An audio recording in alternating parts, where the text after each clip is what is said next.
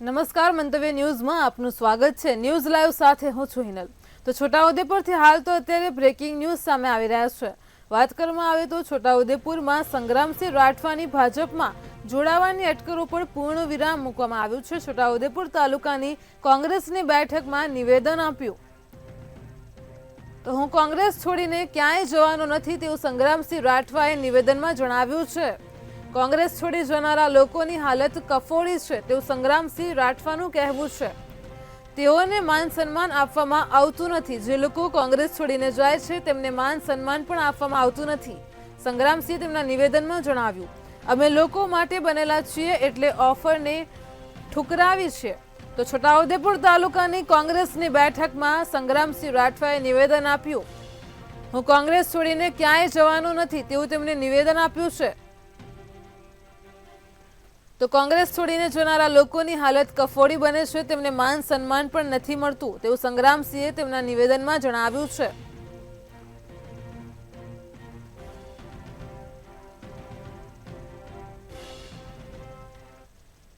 સમિતિની રચના કરી કે જેટલા ચૂંટણી લડ્યા છે, અર્જુનભાઈ લડ્યા, હું લડ્યો, એ દરેક નેતાઓ પાસે જાય,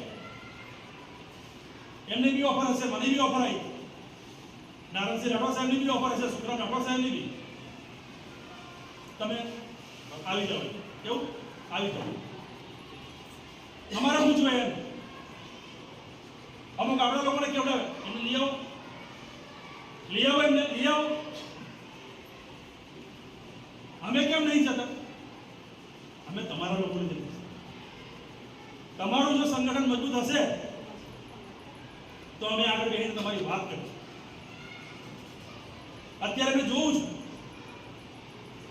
આ તાલુકાની કારોબારી છે એટલે કહું અગત્યનો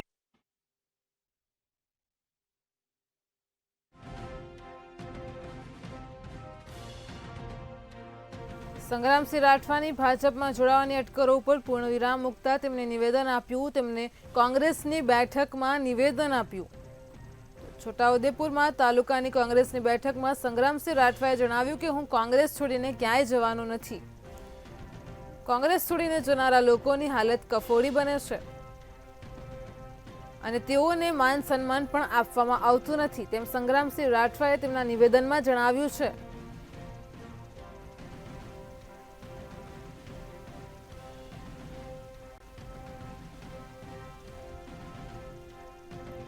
તો છોટાઉદેપુર તાલુકાની કોંગ્રેસની બેઠકમાં સંગ્રામસિંહ રાઠવાએ નિવેદન આપતા જણાવ્યું કે હું કોંગ્રેસ છોડીને ક્યાંય જવાનો નથી।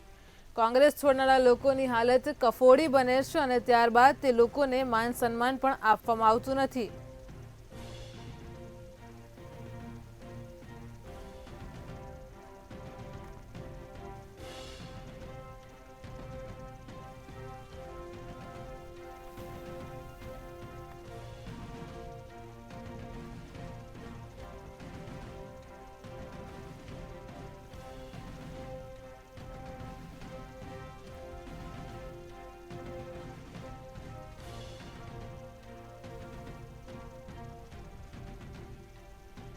છોટાઉદેપુરમાં કોંગ્રેસની બેઠકમાં સંગ્રામસિંહ રાઠવાએ નિવેદન આપ્યું। નિવેદન આપતા તેમણે જણાવ્યું કે હું કોંગ્રેસ છોડીને ક્યાંય જવાનો નથી।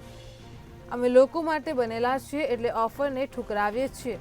જે લોકો કોંગ્રેસ છોડીને જાય છે તેમને માન સન્માન મળતું નથી, તેમની હાલત કફોડી બને છે।